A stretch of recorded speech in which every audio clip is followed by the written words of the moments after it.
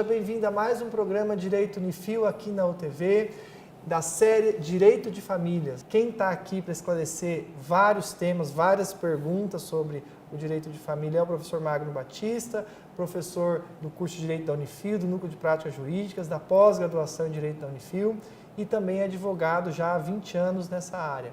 Bom, professor Magno, mais uma vez eu quero agradecer esse terceiro programa dessa série Direito de Família.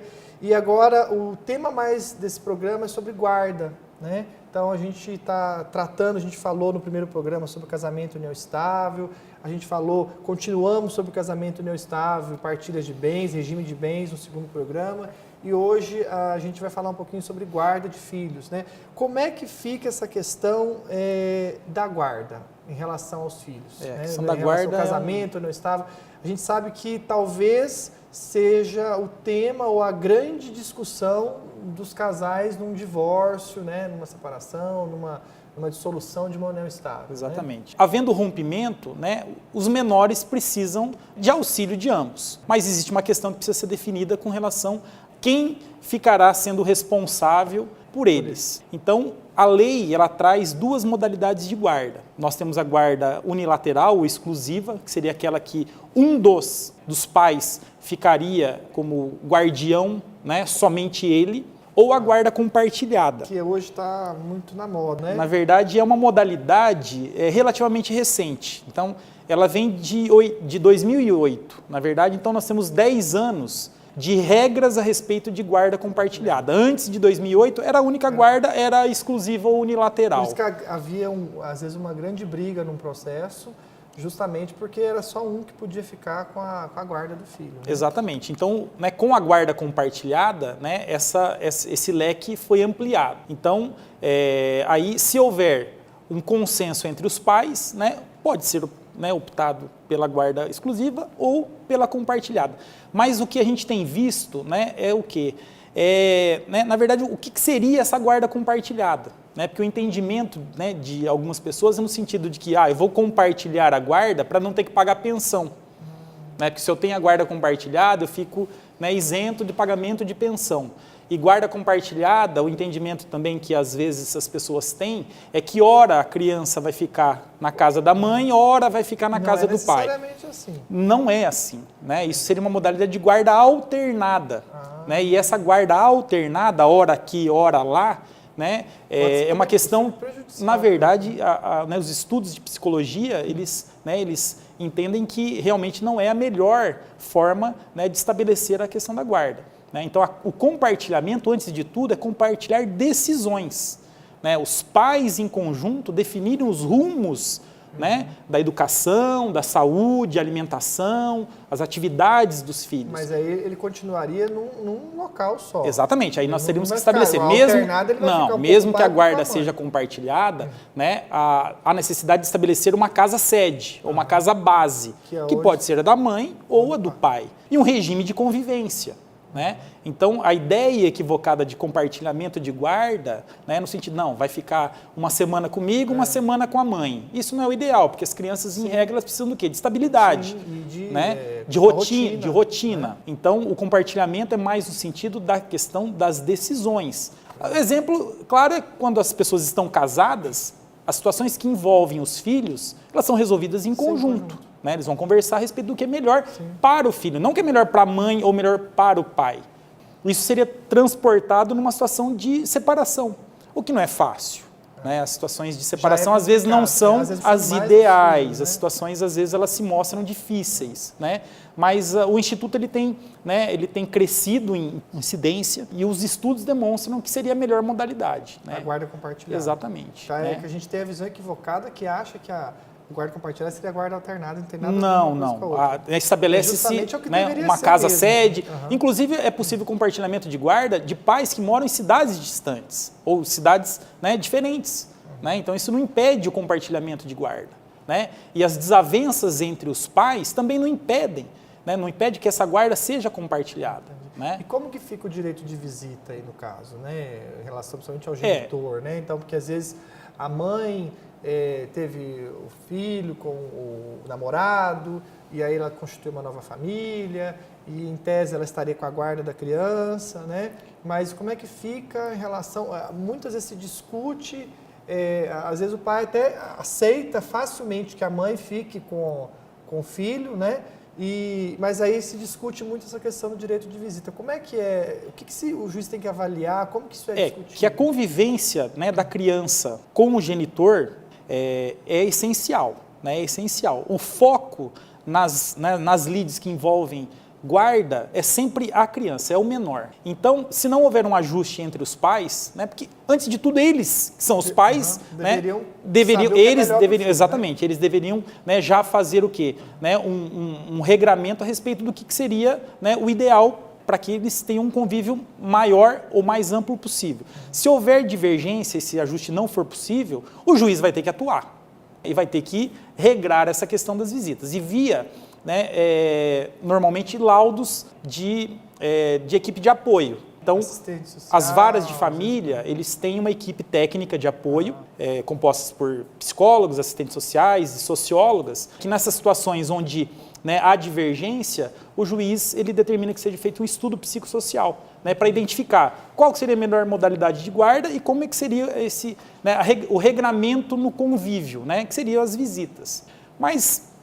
E dependendo da idade da criança, ela pode ser ouvida também para esse tipo de coisa? Normalmente os juízes não ouvem em audiência, entendi, porque acaba... Vai fazer parte desse contexto aí... Nos estudos, né, pela equipe, as crianças são ouvidas. Mas uma coisa que a lei fala é que se houver divergência entre os pais no tocante à guarda será compartilhada. Esse é o termo que a lei fala. Foco sempre o melhor interesse da criança, mas se houver divergência e ambos estiverem aptos a exercer o poder familiar, nada que os desabone, né, a guarda será compartilhada, é o texto da lei, né, com alteração agora no final de 2014. Os detalhes, isso é tudo definido ali no processo pelo juiz? Exatamente. Então, se os Exatamente. pais não conseguirem definir... O ideal é que os pais entrem em consenso. Se não for, o juiz vai ter que regrar isso.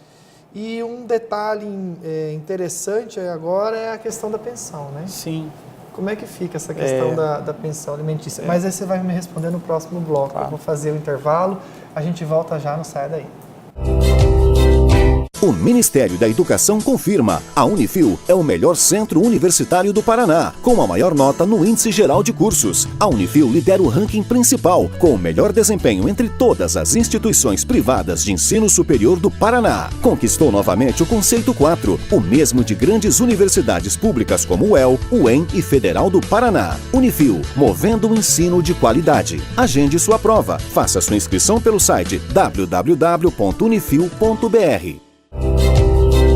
Voltamos a apresentar o programa Direito Unifil aqui na UTV. Eu estou com o professor Magno Batista, que está esclarecendo para a gente dúvidas sobre o direito de família. Professor Magno, a gente terminou o programa, eu falei que você ia responder para a gente sobre pensão alimentícia. Mas antes, tem muita dúvida que surge, né?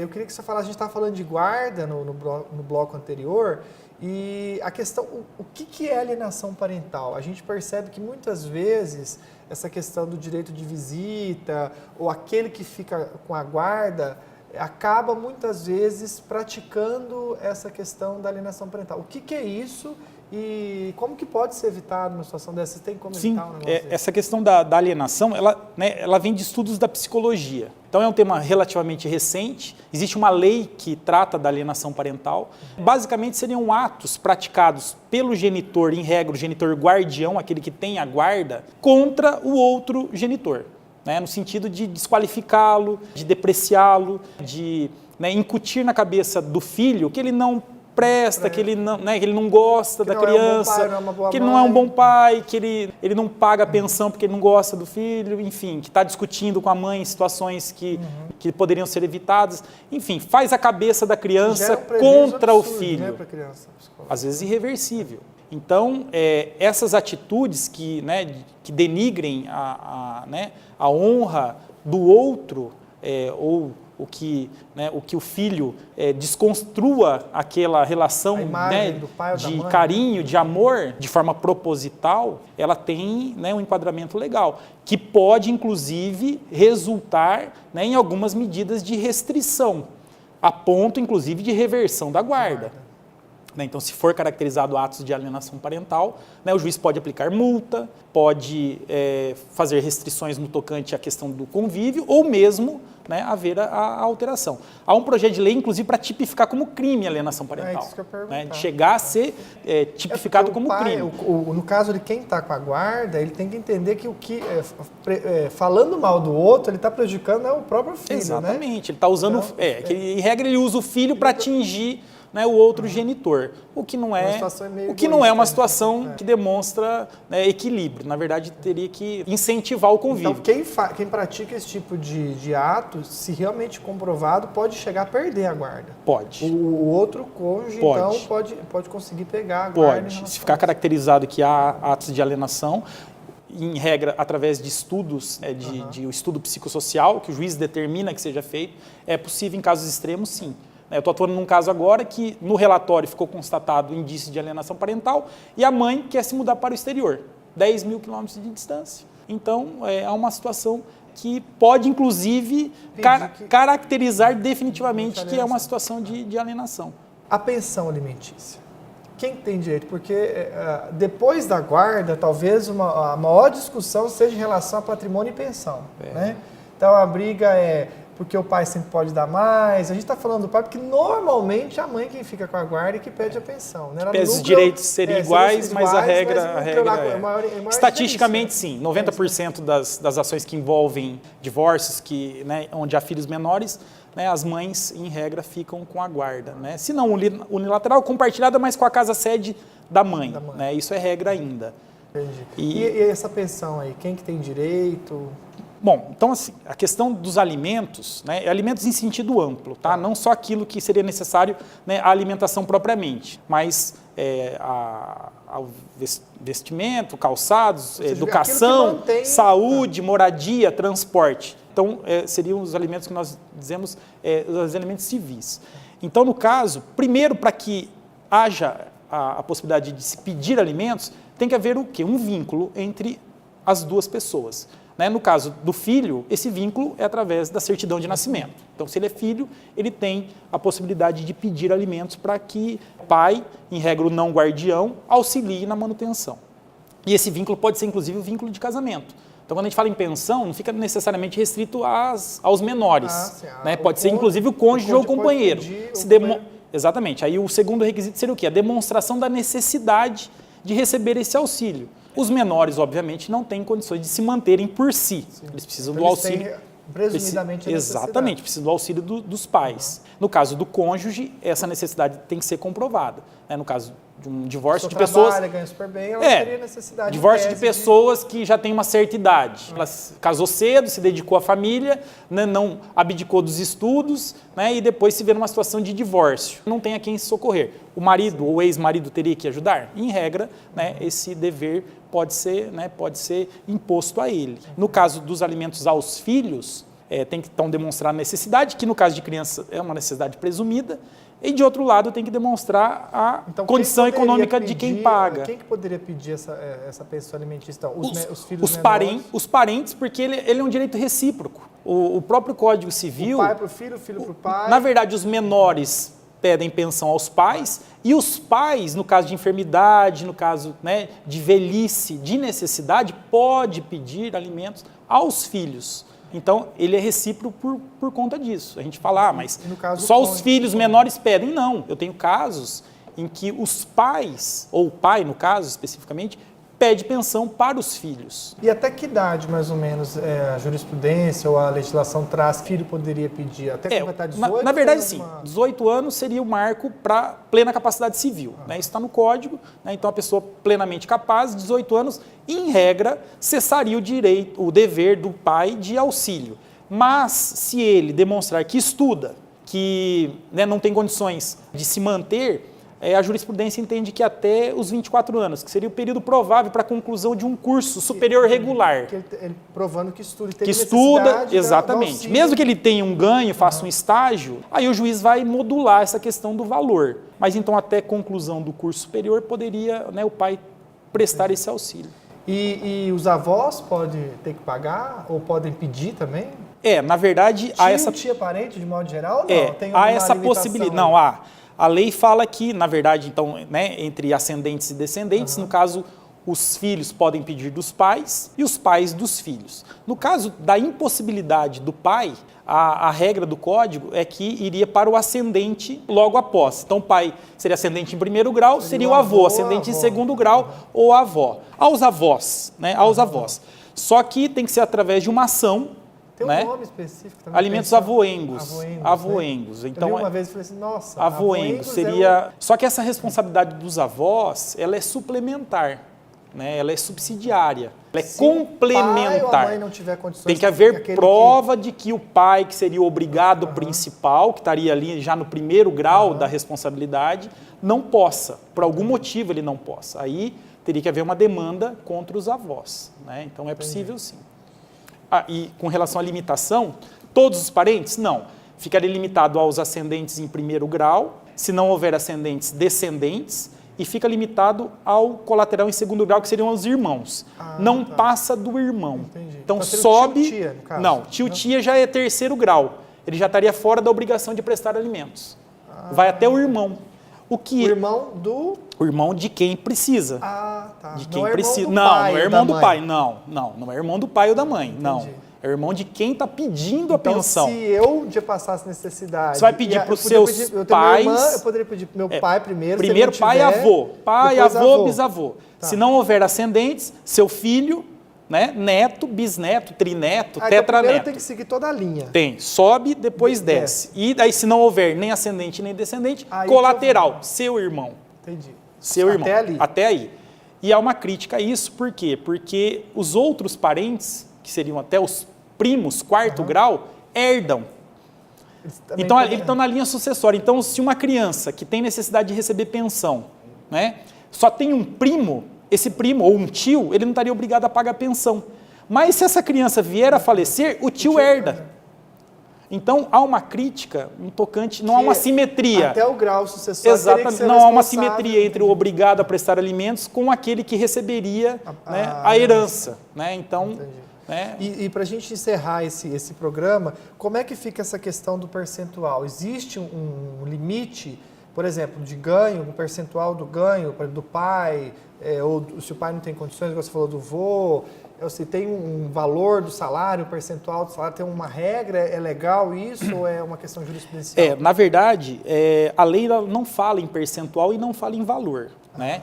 Então, há um critério... Só tem a obrigação. Há um critério, né? Tem um artigo específico com relação a como o juiz ele pode chegar a esse valor, que depende de cada caso, né? E o que o juiz ele tem que levar em consideração é o quê? É a prova da necessidade de quem está pedindo a pensão, né? A possibilidade econômica ou a prova do ganho é o que a gente chama de binômio. Na verdade, é um trinômio. Né? É a necessidade de quem precisa, é a capacidade de quem paga e a proporcionalidade entre esses dois aspectos. Por isso que a gente chama de... Uma pessoa Exatamente. Né? Às vezes a pessoa é muito rica, né? E o filho não precisa, né? Em percentual, de 30%, 1% já seria o suficiente para mantê-lo.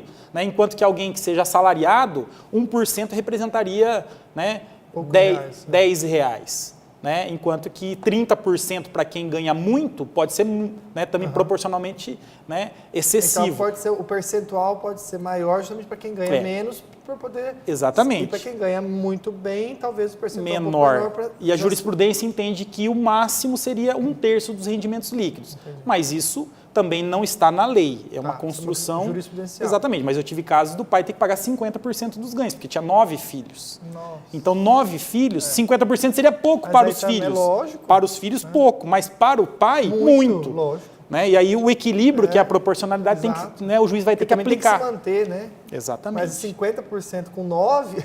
Né? Exatamente. Né? 100% já seria pouco, mas é impossível. Né? Então, professor, eu quero agradecer mais uma vez a sua presença. A gente vai gravar mais um programa da série, tá? E agradecer a tua audiência. Continue com a gente tem mais um programa dessa série de Direito de Família, com mais perguntas, com mais dúvidas, o professor Magno esclarecendo para a gente. Conto com a sua audiência. Até o próximo programa.